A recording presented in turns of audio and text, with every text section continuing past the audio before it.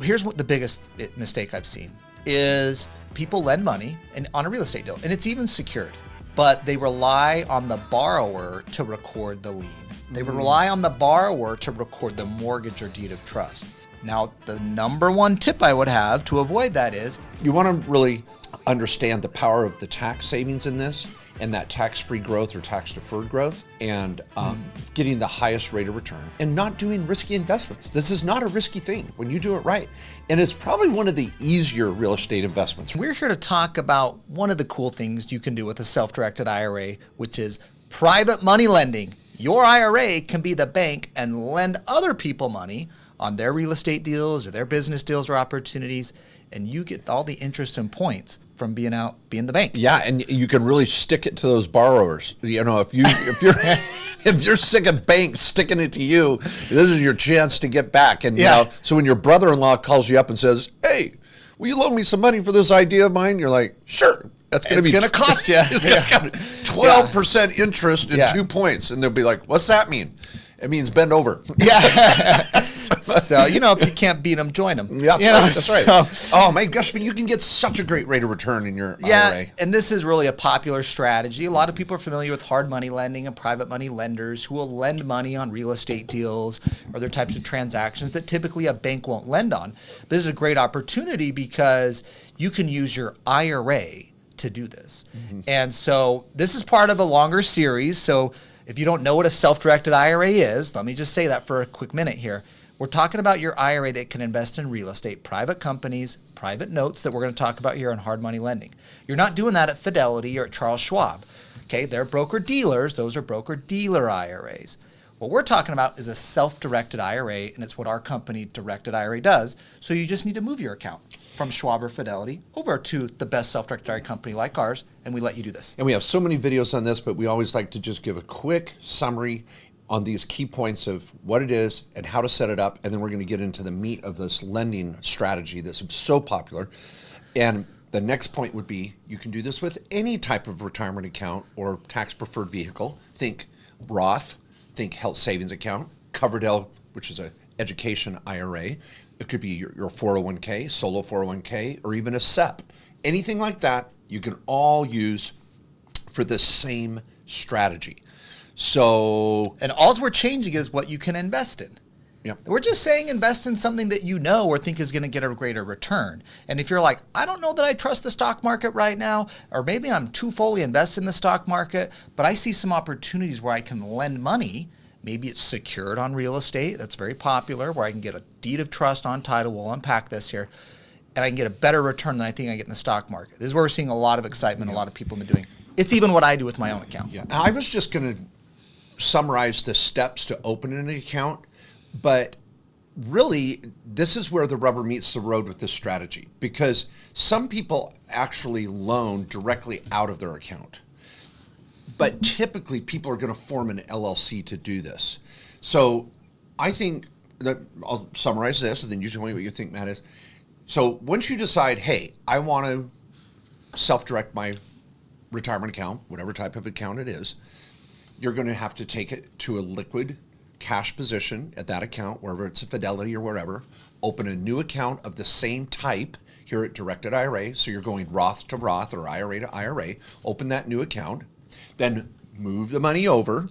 And we help with that. Our team does this for you, by the way. Oh my gosh, yeah. And just then book the call and we'll do it for you. Exactly. And I'm simplifying this. We have so many videos on this in this top 10 series as well that'll be really helpful to you. But just in summary, you move that money over, your account's now funded, and on day 3 or 4, you're off to the races. And that brings us to private lending. Like, what do you do next? You got your 100 grand sitting there, you got your million sitting there, or whatever, and you're like, hey, I want to loan this. I've got this money moved over. What do I do next? Was that an okay summary, or do you want to add anything to that? Yeah, no, that was perfect. And I think we want to get into the investment, because most people come to a self-directed IRA because they want to make a specific investment.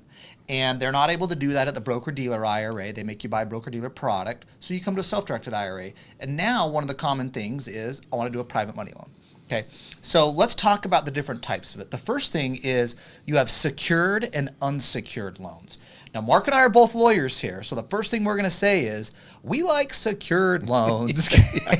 Unsecured loans are a little risky. There's some things we can talk about there. But a secured loan is, right, I'm lending money on a piece of real estate and I get a deed of trust on the real estate.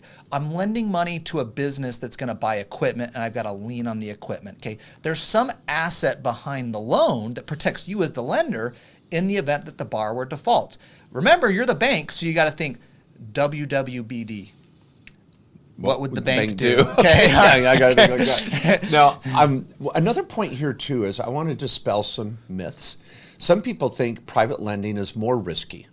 It actually could be less risky than what the banks are doing. And then you might say, well, why aren't the banks doing this? Because private lending requires you to be nimble and fast and move quickly. People that need money in a private lending transaction are like, hey, I'm doing this deal, I need the money now. It doesn't mean it's more risky per se from a potential default, because you're going to get a lien against that asset. Yeah. And typically you're going to get well beyond the security that you need for the value of the loan. So private lenders are very well positioned. If someone defaults, they're like, damn, I'll take that asset. So it's not that they're more risky. It's just you've got to know what you're doing, be able to move quickly, and that's why you're outperforming the bank. And so I don't think we need to think they're risky. You could make them risky if you're not smart. Exactly, yeah. And let's talk about how do you minimize the risk. And this is where I go back to WWBD. What would the bank do is you obviously want to look like, let's say it's a real estate transaction, right? Most common, if everybody can get their head around that, is, all right, who is the borrower? If this is a real estate investor, is this their first deal? Is this a good deal? Is the property worth what I'm lending on it? Am I lending money just for the acquisition? Or maybe this is a rehab project and I'm lending money on the rehab. Has this person done a construction project? Do they have a good credit score? Do I know this person? Like, you know what I mean? This is what the bank's doing when they're deciding to loan. This is what you should be doing. Are they using a title company or a closing attorney? You should too, okay? So you want to kind of go through those things, but now you are the bank. Remember, you're like that. You want to make money like the bank, but you don't want to lose. The one thing on private lending that's interesting, I was talking to a very large private lender. They actually run a big private lending fund. And he said, because our returns are limited in the sense that we charge a rate that we don't make more than, we have to make sure we never lose.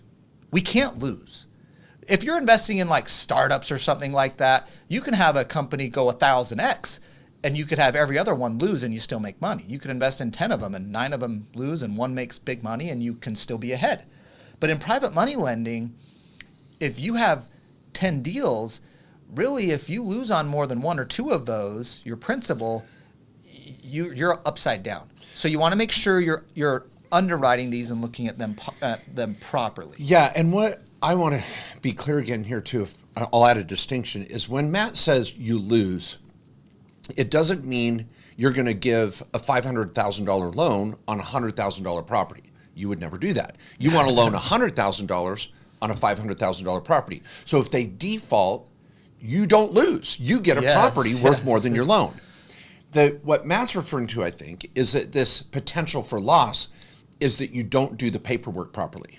You miss dotting an I or crossing a T. The property could have been worth more than loan, but because you did the deal wrong, you had that loss. And these big companies, they are sticklers for that procedure. And I think that's what this person you were talking about was, that procedure. We've got to adhere to that because that's where the devil is in those details. Yeah, and that's why you want to be WWBD. So just think of that. And I think, so let's go into that. We talked about using a title or escrow company. I dropped out. Making sure you have the right documents. You're going to have a promissory note. Now remember, who's lending the money? It's not, let's say for me, when I'm lending my IRA, it's not Matt Sorensen that's the lender. It's Directed Trust Company, FBO. Matt Sorensen's IRA is the lender. And then we're sending the money out of your IRA to that borrower. They're paying back interest and points, or the principal when the note is due, back to your IRA. This is growing your IRA, which I want to talk about the tax benefits here separately. But just logistics here, paperwork, promissory note, your IRA is the lender, and then also a deed of trust or mortgage. This is the lien on the title for real estate. This could be a UCC lien on equipment, and if you're lending to a business, but there's some security in there that you have on the documents. I like it. I'm going to pivot, and this may resonate with some of you listening, is let's also step back and ask, is my IRA going to actually be the lender or this LLC option? Yes. I think at the beginning, you should also ask yourself, am I going to be doing a lot of this? I like this strategy. I'm going to become known as a lender. Other real estate investors chit-chat. They're really good networking. So they're going to go, oh, this guy over here is loaning money and da-da-da. And so there's a good chance if you have a successful lending package, you're going to be doing this over and over again, which is what you want to do. Because think about this. If you're loaning at 12% plus 2 points, so they're going to give you 2 points of whatever the loan is. So it's a $100,000 loan. They're going to give you $2,000 the minute you give them the money. Then every month they're going to pay you 1%. Well, if they don't want to pay that every month. So they're going to hopefully pay you off. That's why it's called private lending, short-term, hard money lending. Within 6 months, they give you the money back and you're out doing deal number 2. So now if things go well, you're averaging 12 plus 2 points plus 2 points because you're doing this twice a year. So you're at freaking 16% ROI. So I'll just finish with this, Matt. You pick back clean up on this. Is if I'm going to be doing more of this, when I open that account at Directed IRA, I'm going to say, you know what? I want to talk to one of the lawyers. Let's fund an LLC. Then I can control the checkbook to that LLC, and I can do loans all the time, still following all the proper paperwork, but I don't have to call Directed IRA every time I want to give a loan. So there's that fork in the road. Do the loans out of your IRA or do them out of an LLC. Now that's just in general. What would you add to that? Yeah, and I'll just say we have a podcast episode and videos on using an IRA LLC. We have a whole page on that. And so, but that is kind of a structuring thing of how are you going to self-direct in general, depending on the assets you're going to do. And there's 2 different ways to do it there. I like how you kind of give a quick little summary on your options there. So, so whatever method it is, you're like still to going to start have with the documents. assessing. Assessing the deal. Okay, so you obviously, you want to make sure you got a good borrower. And I think in any deal, there's like 3 things I'm looking at. And this could be any investment you're making at in real estate. Who is the borrower? We're not talking about when Matt was single and checking out the ladies. I don't want to know what those 3 things were. But, that's a different list. All right, so is it a good property? All right, okay, so the property's at issue. And if you're lending or buying, it's the same thing. You got to have a good property. Is there a good operator? That person that you're lending the money to, are they a good borrower? Okay, do they know what they're doing? Do you trust them? And then the third thing is what's their strategy on the property? Are they buying and holding this? Are they rehabbing and flipping it? Is this a short-term thing or a long-term thing? So you need to understand kind of their investment strategy when you're operating as the lender. I'd like you to bring that up. Some people will go, well, I don't care what the hell they're doing. That's a good lender and that's a good property. Yeah, but as you do this more, you kind of start to see people have fails and good experiences. And when you see someone that a train wreck's coming, you don't want to be a part of that. And so I think it's important to understand their strategy just so you can go, no, that's a dumb strategy. You may have great credit. You may be a great guy. And this property's worth more than the loan. But I see what you're trying to do, and I don't want to come along for that crazy trade. Exactly. Like for example, you could have a good borrower, you could have a good property, but maybe their strategy is to fix and flip the property. And have they done that before? Is that market primed for that? Did the contractor they picked, there's a little bit of risk that contractor could be over time and over budget. That happens. But, at our Self-Directed IRA Summit, we had Amy Majori on. She's been great. She's been at our events and spoken on our podcast before. And she's, was on HGTV and all that, and she's done a lot of real estate deals. She teaches people how to raise private money. One of the things she talked about is she, as an investor herself, or when she's lending money on deals, she wants to know, do you have multiple exit strategies? Like if this is a fix and flip property and you can't sell it for the price you think you can you hold it as a rental? Will it cash flow enough to pay the loan and the cost of the loan? And a good investor, someone you're lending money to, is going to have a couple strategies on the property. They don't just have one exit strategy. And this matters to you because your money's on the line here as a private money lender. So having a little bit of perspective on that and understanding what is the strategy on the property and is there maybe a fallback or plan B exit strategy can make it a lot more safe for you and eliminate risks that you might have. Well, I love that. And let me throw out another thought. So let's say we go through those 3 factors, 3 criteria I'm going to assess at the beginning. The lending package. I don't know if I want to be the one to tell you what that lending package should look like. We're trying to give you an overview of there's going to be a note, there's going to be a security instrument, It could look different depending on the asset you're trying to secure. You may even be asking for a personal guarantee from the lender, the borrower. Yeah, if they're you're lending to their LLC that pretty much owns nothing. Yeah. They're like, I want asset protection. You're like, I want your butt on the line, right? Yeah. What would the bank do? The bank does that when they lend to a business. And totally. And then you're also going to be asking, I had someone ask me today, are you going to get a lender's policy? Is it on real estate?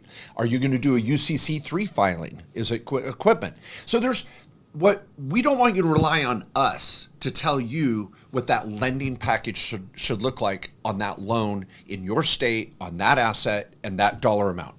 But we do know that it's super common to have a good, clean lending package that you can use over and over again.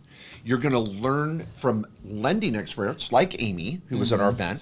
Or using an attorney or a title office that works with investors regularly. Yeah, so don't feel like you're on an island, but also don't feel like we're your get-all, end-all. I don't want that. I don't want that responsibility. Yeah. I'm just saying I'm lending. Patty and I have a couple loans out right now. I know you're lending. Yeah. I'm also a borrower. And so I'm on these transactions. But if you're going to do this regularly, you really want to have a coach or a advisor that's guiding you through this, or you really put in the time to do it right. Yeah, and I think, like anything, the first time you do it, the learning curve's a little harder. Right. But once you start doing it, like my first deal I did where I lent money from my own retirement account to someone else on a real estate deal, I had a lot more questions. Yeah. But the next time I did it, I had less and less and less and less. And then you get in a rhythm of, all right, this is how it works. This is what I need. This is what's going to happen at title escrow. Let's go over a couple of things that people do wrong, though. And this is educational, guys. This is not our legal advice or anything right here. Get to our law firm if you need that. KQS lawyers. Get to the persons that you know and trust in your community. Make sure you're using the title or escrow attorneys. But here's I want to give one tip. I like it. I'd say it's legal advice, just not to you. So take this. Yeah. I mean, we are lawyers here, but we're generally trying to give you educational content. I'm playing around. In the podcast. Okay. Here's what the biggest mistake I've seen is people lend money on a real estate deal, and it's even secured, but they rely on the borrower to record the lien. They rely on the borrower to record the mortgage or deed of trust. Now, you decide how you want to structure the deal. When you have a self-directed IRA, the IRA company's not telling you what to do, whether you're using directed IRA or anyone else. This is you. You're in charge of the account. You determine the terms and the rate you're going to charge and who you're going to lend the money to. You tell us what to process. So now the number one tip I would have to avoid that is use a title company or an escrow company or a closing attorney if you're in a state that has closing attorneys. Don't try to do this on your own. And also, if you're thinking, well, Matt, that probably costs money. Yeah, that the borrower, you're charged the borrower for. When the bank lends you money, the bank makes you use a title or escrow company or closing attorney. And who pays for that? You do, the borrower, all right? So you got to think through that. Any good private money lender is going to do that. Yeah.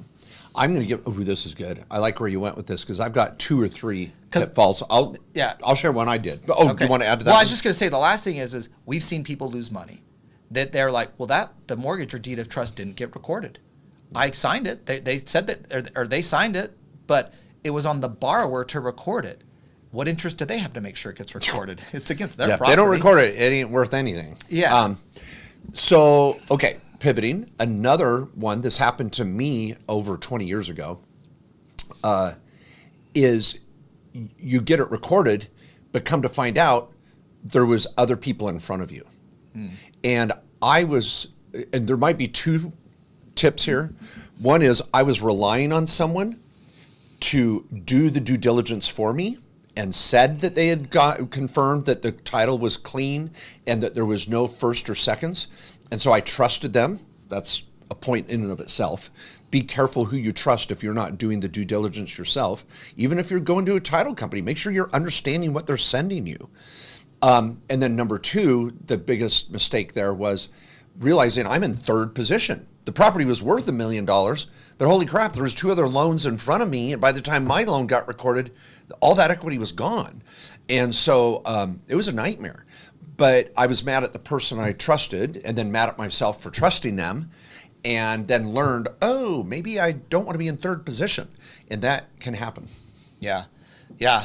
And what happens, by the way, is if, let's say, that first or second position mortgagee or deed of trust has to foreclose, you get wiped out if you're behind them. Your lien is gone. Okay, so let's say the second foreclosed, the first gets paid off because they're ahead of them. Yeah. But everyone after, this is like senior, junior. You want to be senior. You want to be as up as you want to be first. If you're not first, you're last. All right. Yeah. It's private lending and in NASCAR racing. That's true. Good point, Ricky. Ricky Bobby. Ricky Bobby. So many life principles. Yeah, he really figured life out. Baby and Jesus. Hard money lending. Yeah, baby Jesus. Okay, I've got another one. Yeah. May I? It is mailbox money, but it's not mailbox money. Now, here's what I mean. Okay. A lot of people are like, oh, I'm going to do hard money. It's so easy. It's turnkey. It's mailbox money. They do the loan, and they just forget about it. They don't realize you got to stay on top of this. You just can't assume this is all going to work out wonderfully. Are you getting your payments when you're supposed to? Because if you're not, that could be an indication there's, something stinks in Denmark, and there could be a train wreck coming. You have got to stay on top of this. There is no investment where it should be turnkey to the point where I can just go off and sip margaritas on an island somewhere and forget about it. I get nervous about that. And the clients that I've had come to me with this, I'm sure you've had this too, they'll come in and go, yeah, they stopped paying the loan 3 months ago. I'm like, why weren't you here 2 months and 28 days ago? What the hell? You're waiting till now to tell me? 3 months later? That's not when you deal with this. And I always want to berate, did you just discover this? Or you thought it would get better? So stay on top of this. When you make a loan, and the minute they're not complying with the terms, you're white on rice. You've got to take your role seriously. And so don't think this is just mailbox money I can turn off my brain. I do not agree with that. Yeah. Great point. Let's jump into terms here, okay? I want to discuss what are the terms that I can get in the note. Let's start with the very first thing of, why are people even doing this in the first place? Don't borrow from Matt. He'll stick it to you. So yeah. Nail those terms down there. Okay, this is the important thing of the terms in the note. You want to get a higher rate of return than you can get in the stock market, okay? And that's why a lot of people have been attracted to private money lending, and who knows where the stock market's going to go. That you're kind of guesstimating there. But let's say I can get 12% interest and 2 points when I lend someone money. That's what I'm charging right now. We see a lot of other private lenders charging that. Maybe you're getting 10% and 1 point, 14% and no points. Okay, but let's say I can get 12% interest. That means I loan $100,000. They're going to pay me $12,000 and 2 points. That means I get $2,000. 2 points is a charge. It's 1%. Okay, for 1 point, 2% for 2 points. So I'm really getting $14,000 by over if I held that loan over a year when I lend that money. Okay. I got another way to look at it too. I like you said, man, you're doing this so you can make more than you would in the stock market. Put yourself on the other side of the table. The borrower is willing to pay more than they would pay a bank. Because so you're okay asking for more than they would get at the bank. Because if they will go, well, the bank's only charging this, then go to the bank. I mean, you're here, so I'm going to charge you more, and that's okay. Yeah, and I shot a video with one of the persons I lent money to on a real estate deal, Natalie, and she bought this property that was in disrepair. Now she was like this hairdresser, real estate investor, contractor, loved her, she was so cool. But that property, she couldn't get a loan. The mortgage company's like, this needs to be fixed up before we'll actually lend on it. So she had to get a private lender, but she bought it at a significant discount. But the bank didn't care about the discount and what the appraised value was. They're like, it's in such disrepair, we just won't lend on it, period. So it didn't meet traditional lending requirements. Also, she wanted to turn the property in a short term anyways. A lot of real estate investors will pay the higher points because it's not worth their time to go through the bank lending process. Or they've got 30 different properties that they've got loans on and they can't qualify for the typical bank loans. Or it's a short-term loan and the banks don't lend to them on short-term real estate deals without a prepayment penalty. So it's a perfect area for private lenders to do specifically short-term loans. You could do long-term. We'll talk about other length here on terms. But I think just at the front end is the opportunity to grow your retirement account and build it with consistent returns. These are base hits. Maybe they're doubles. I don't know. 12% interest, 2 points, 10%, 1 point, whatever you're getting there. And again, you're comparing that to the stock market, what you think it will be at, who knows. But we can really assess that rate of return. I think that's the first term I just want to get off the table. I like that. Because it's the reason why a lot of people are doing this in the first place. Yeah. Now, I think there's two perspectives on the payments. The monthly payments, or are you going to do a balloon at the end? Yep. And like a lump sum at the end. Yeah, lump sum. So the borrower comes in and says, I want to borrow that same $100,000. I'm going to pay 12 and 2, 14%. Typically, again, they're going to get their 2 points or 2% up front, and then 1% a month. Now, if you're the borrower, I think most of them are like, I want to pay this all in a lump sum at the end. If you're the lender, you're like, I'd like those payments every month. And I think there's a reason, and there's arguments on both sides of this, but I think it's most healthy to have those payments monthly because, one, it's giving you a direct feedback on the success of their project and what they're doing. If they can't pay you monthly interest and they're throwing it all in the end at this lump sum type strategy, I think that puts more risk on and stress. And I like the monthly payments. I think it keeps you in touch with the person, the project, and it keeps them more engaged in getting done quickly because it's easy to forget that I've got this big lump sum coming. Yeah. What are your thoughts? Yeah, and I think it kind of depends on the deal, of course. That's the lawyer answer. It depends. But I think if it's a more long-term loan over a year, I'm definitely like, let's make sure there's monthly payments. But if it's less than a year, I think it's common to see it go either way, where it's like, just pay me a lump sum at the end. This is a short-term deal. As long as, again, you think that borrower has credibility, there's a right amount of equity in the property where you feel safe, and so I go either way on the short term, but definitely anything over a year, be very wary of the lump sum. You can still do it, there's other factors to consider there, but now on the payment, since we're talking about that, there's a couple ways to do it. One, you could just have them pay the IRA directly. Remember, they're not paying you. You didn't lend them money. That money's going into your IRA, building up your retirement account, not paying any tax on that. I want to come back to that here in a second. But the other thing is you may have a monthly servicer. Let's say you're going to do a loan for 5 years or something on a deal. And I have some clients that do kind of longer term loans on real estate transactions. These are some like commercial deals or things like that. They're lending to multifamily operators or something where they can't get long-term kind of agency financing like the Fannie and Freddie. And so they need this kind of bridge financing, and they'll pay a higher rate here, but it might take them a few years to transition that property, hit occupancy rate requirements, kind of rehab the whole thing to where they can get that long-term agency debt. So, but whatever the thing is there, you can hire a loan servicer. They're not that expensive. FCI is one, Del Toro. There's a number of other ones that a lot of private lenders use that will do the loan servicing. They'll send the invoicing out. If a payment's late, they chase them down. They charge them the late fee. You want a late fee in your, and a penalty interest also in your note too. So you can hire a loan servicer. And again, consider that if it's more than a year or two in length, you might want to have a loan servicer involved just to make sure the payments are happening and the late notices are going out too. I love it. I think we could keep talking about documentation and terms and security because it really is, there's a lot to it, and making sure it's tailored to you and the deal and the borrower and the asset. The taxes, may I? Yes, Yeah. yes. Guys, the beauty of this is you're doing it in your retirement account. So interest is tax deferred if it's a traditional IRA. If it's a Roth IRA or Roth 401k, then it's tax-free.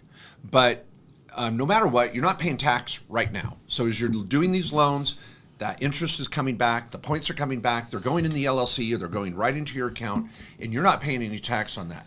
There's no tax return required by your IRA or your 401k, unless the 401k is doing a kind of a valuation, 5500 type form. But there's no tax return required because you're receiving interest. That's a beauty. And it's not going on your tax return. So it's just going to grow. Now, if it's a Roth, it'll come out tax-free but someday in the future. If it's a traditional account, then you'll pay tax when you pull it. But it's just beautiful. There's no UBIT. Even if you're doing lots of short-term loans out of your IRA, that's always just interest and points and exempt from it. And think about this. Okay, I was talking to a private money lender who started doing it with his IRA. And they interviewed me on their podcast, and we were talking about the IRA. And he loves doing this because here's why. Okay, this client was on the East Coast in a state where we had about an 8% state income tax, okay? Mm-hmm. He was 37%, highest bracket for federal. Remember, when you're lending money personally, for any of you people that are private money lenders personally, that is at your ordinary income tax bracket, okay?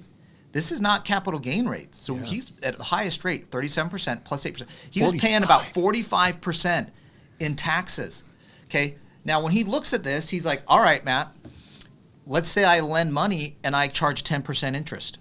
I lend 100 grand, okay? I charge 10% interest, I make 10K. How much of that do I actually keep? $6,500. Or no, 5,500. Yeah. Okay.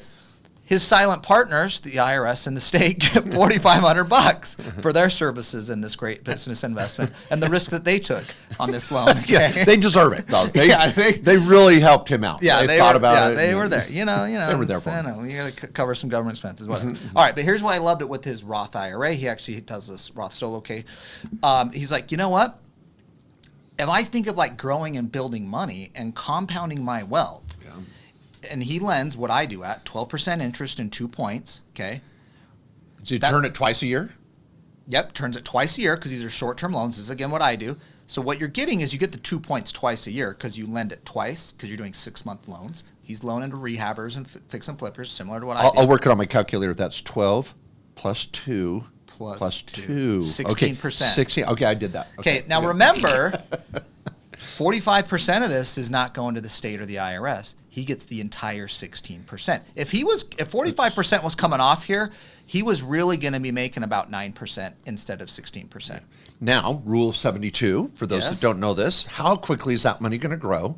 So 72, you take the number 72 and divide it by your rate of return. So let's say this guy who's really on it is doing 16% consistently. 72 divided by 1/6 4.5 is 4.5 years. So his 100 grand becomes 200 grand in 4.5 years. No new contributions, just the money making money on the money, making money on the money. Okay. Versus if he did this outside his IRA at 9%, that is 8 years. Yeah. So then that 100, right? Yeah. And then the 200 grand in another 4.5 years turns into 400. So and then 400, 800. Let me just say this another way. In 18 years, by the way, lending 100K at this rate of return, 16%, will be $1.6 million. Okay, lending 100K here at a 9% rate of return where your money doubles, I need to do it 4 times, 32 years. It'll take me 32 years versus 18 to get to $1.6 million. If you're 50 years old, do you want this at 68? Or do you want this at 82? Okay, that's a big difference. Yeah, all right, that's easy math. Easy math. And this Roth concept, which we have so many videos on as well, and please go listen to those podcasts on the Roth, because that becomes a tax-free ATM. And we have clients that we need to start sending out a package when they turn 59 and a half, like this, like some sort of like. You're here, you're home. Yeah. Your tax-free ATM is now unlocked. Yes. And it's just that you can go there anytime and pull it out. We should send him a key, you know. Yeah, that'd be funny. Yeah. I know, like Dave Ramsey does, it's your debt-free day. Well, God, this is your tax-free ATM day. But it's just so powerful. So you want to really understand the power of the tax savings in this and that tax-free growth or tax-deferred growth and getting the highest rate of return. And not doing risky investments. This is not a risky thing when you do it right. And it's probably one of the easier real estate investments related to real estate. It's a little more passive, you know.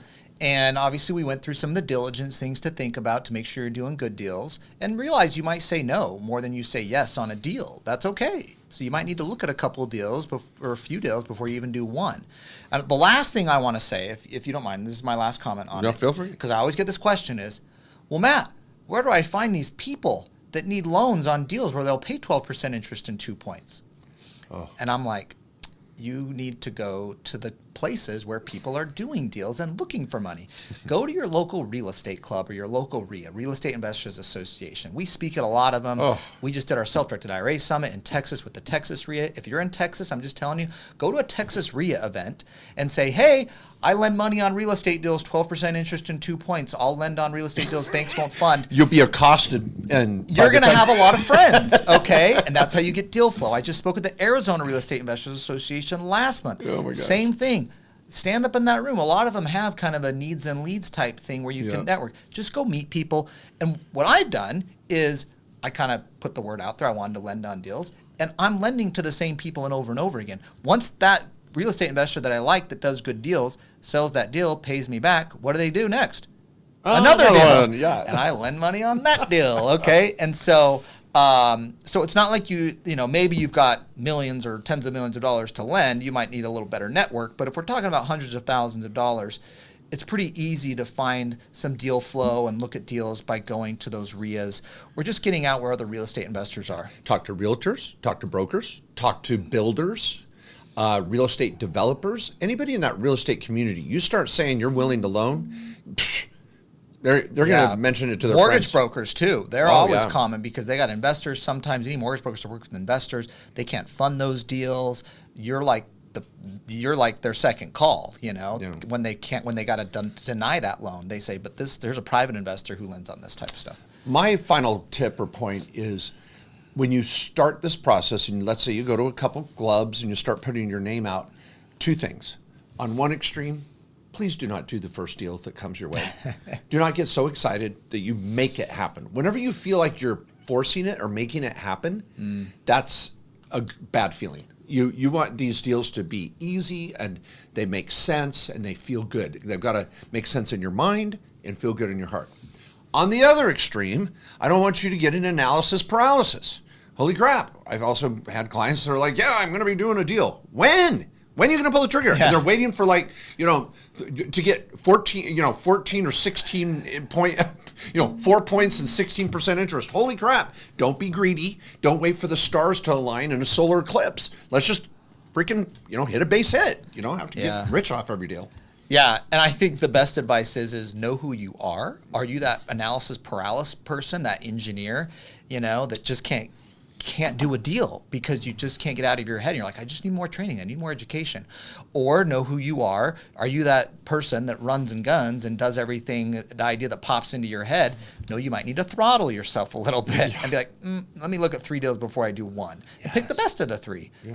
So just set some little parameters for yourself. Know who you are. Know thyself. Yeah. And to thy own self be true. True. Wow. Powerful. Well, thanks everybody for listening. Another wonderful opportunity to spend some time with you. We love this topic. We love self-directing.